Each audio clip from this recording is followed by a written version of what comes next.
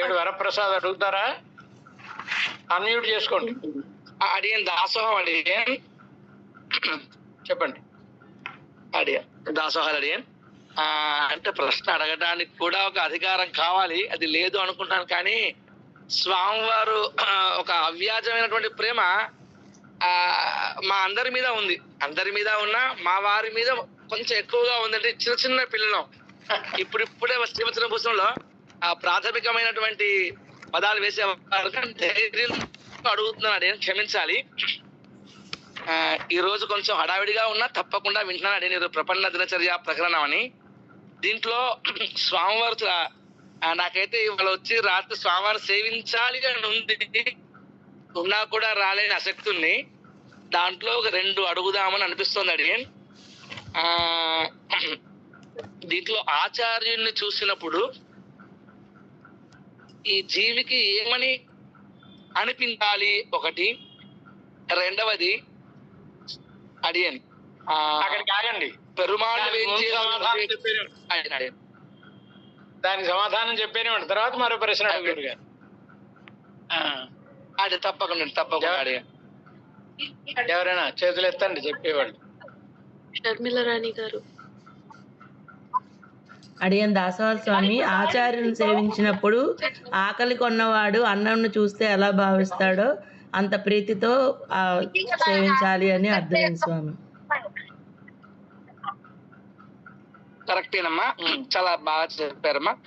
ఆచార్యనై కండాల్ పసియన్ సోట్రై కండార్ పోలేయం అని దాన్ని స్వామివారు చాలా అద్భుతంగా వివరించారు. మీరు షర్మిలమ్మ గారు నిన్న మొన్న కూడా చాలా బాగా సమాధానం చెప్తున్నారు. మీరు మాకు చాలా ఆదర్శనీయులు. మీరు మాధవరావు గారు కూడా అది రెండవది కూడా అడగచ్చు.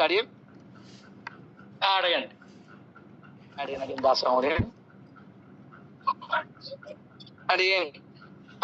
సదాచార్య ప్రసాద్, ఆత్మగుణాలు కలవాలంటే, ఆత్మగుణాలు మనకి రావాలంటే స్వామివారు రెండింటిని దాన్ని ఎవరైనా చెప్పగలుగుతారా అని. చెప్పగలరు, నమ్మకం ఉంది, ఎవరైనా చెప్పొచ్చు అని.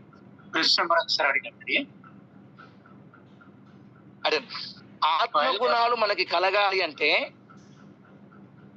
2 హేతువులను స్వామివారు సూచించారు.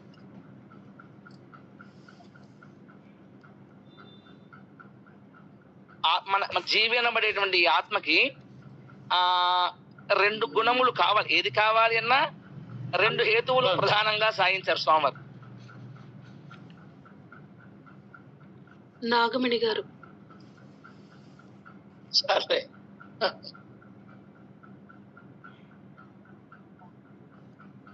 సదాచార్య కటాక్షం వల్ల మనకి భగవత్ అనుగ్రహం కలుగుతుంది. ఆచార్య కటాక్షం కలవాలి, ఆ సదాచార్య కటాక్షం వల్ల మనకి భగవత్ అనుగ్రహం కూడా కలుగుతుంది అనేసి సాయించారు.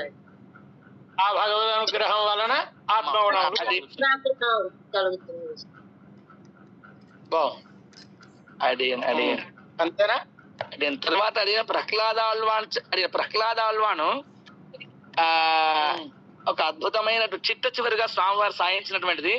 ప్రహ్లాదాల్వాన్ చేసినప్పుడు ఒక దురీశ్వర ద్వారా అనబడేటువంటి దాన్ని చెబుతూ సంసారులకు ఒక విషయం, ఒక దాని మీద అభిమానం ఉంటుంది. అలాంటి అభిమానం భగవంతుని మీద కావాలి అని చెప్పారు. అది ఎలా ఏది అని మామూలుగా దాసుడు ఒకసారి విన్నాను. అడిగాను, పుత్రోత్పాదనే దీక్ష, అదీక్ష మోక్ష సాధనే అని విన్నాను. అడిగాను ఒకసారి. అది ఇక్కడ స్వామివారు ఒక అద్భుతమైన సాయించారు. అడిగాను, ఎలా తెలిసింది సంసార విషయం? చిన్నపిల్లవాడు కదా, ప్రహ్లాదుడికి ఎలా తెలిసింది అని స్కాంద పురాణంలో ఉండేటువంటి సింహాచల ప్రశస్యాన్ని చెప్పేటప్పుడు ఒక చిన్న ఉదాహరణ చెప్పారు స్వామివారు. అది గ్రంథంలో లేదనుకుంటా. అడిగాను, చాలా మనసుకు నచ్చింది. అది ప్రసాద్ గారు.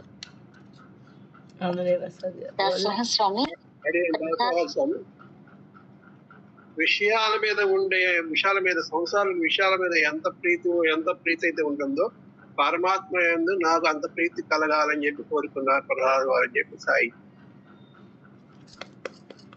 ఇతరులకు విషయాల మీద ఉండే ప్రీతి నీ యందు నాకు ఉండాలి స్వామి అని ప్రార్థించు, అంతే. ప్రీతి రవివేకిన విషయత అంటూ చెప్పాడు. అది క్షమించినాడే, నేను ఇంత సాహసం చేశాను, ఇకపైన సాహసం చేయలేనాడే. ఆ.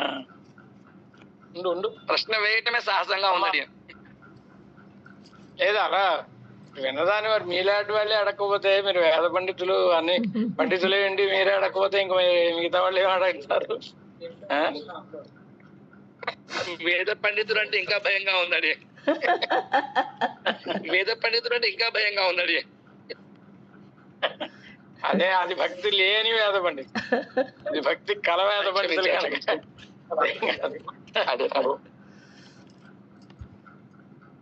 అమ్మా మీ ప్రశ్న అడుగుతారా? అడియన్ దాసోహం అడియన్. దృష్ట అదృష్ట పురుషార్థములు అంటే ఏమిటి? వీటి ప్రభావం ఎలాగ ఉంటుందని సాయించారు మన ఆచార్యులు?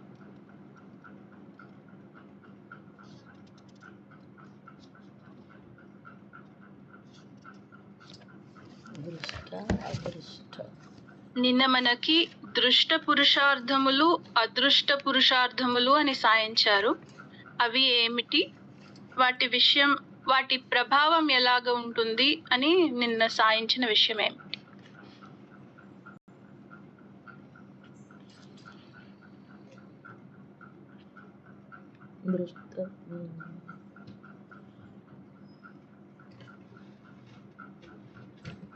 అభిజాత్యము ఐశ్వర్యము.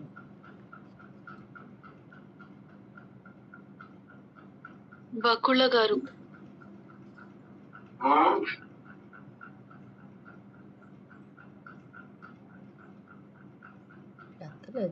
అమ్మా అన్మ్యూట్ చేసుకోవాలి.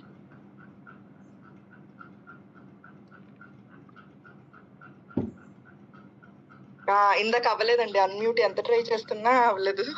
అడియన్ దాసోహం. నిన్న అదృష్టము ఆ రెండు టాపిక్స్ మీద చెప్పింది. ఫస్ట్ వన్, మన జన్మ ఒకటే కాదు, కైంకర్యం చేయాలన్న భావం అన్నది అదృష్టం అని చెప్పారండి. లైక్ మన జన్మ మన ఎలాంటి ఎలా పుట్టామన్నది కాదు, మన భావంలో కైంకర్యం చేసుకోవాలన్న భావం చాలా ఇంపార్టెంట్ మన జన్మ కంట అని కాదండి. నేను ఇంకా అంటే దృష్ట పురుషార్థములు అదృష్ట పురుషార్థములు అని రెండు రకాలుగా చెప్పి వాటి ఎఫెక్ట్స్ ఏమి ఉంటాయి సాయించారు. పురుషార్థములంటే అభిజాత్యాదులు ఐశ్వర్యములు అడియన్. అదృష్ట పురుషార్థం దృష్ట పురుషార్థములు అభిజాత్యాది ఐశ్వర్యాలు అడియన్. అదృష్ట పురుషార్థములు అదృష్ట భగవంతుని అనుగ్రహము అహంకార రాహిత్యం అడియన్. అమ్మా ఏమిటి మీ సమాధానం ఏంటి? అడియన్ అంటే దృష్ట పురుషార్థాలు వర్ణము, విద్య, ఐశ్వర్యము ఇలాగ మనకి కనపడేవి అని సాయించి ఇటువంటివి ఇంకా ఇంకా గొప్పదనం కోరుకుంటూ మన అహంకారంకి దారి తీస్తాయని అక్కడ విశ్వామిత్రుని ఎగ్జాంపుల్ సాయించారు అడియన్. క్షత్రియ కులంలో జన్మించిన తృప్తి పడక తను బ్రహ్మ ఋషి అవ్వాలి అని కోరుకున్న లాంటివి అని. అదృష్ట పురుషార్థములు అంటే శేషత్వము, పారతంత్ర్యము, కైంకర్యము ఇటువంటివి కనపడవు. ఇవి కోరుకున్న వారు దాసత్వం కోరుకుంటారు, ఇంకా ఇంకా చివరి దాస్యం ఆస్పైర్ చేస్తారు. సో అహంకారంకి స్కోపే లేదు. అహంకార రాహిత్యం వలన బాగుపడడానికి హేతువులు అవుతాయని సాయించారు.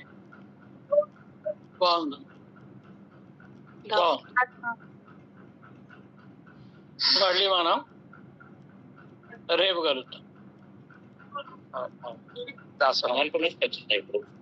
దాసోహం స్వామి.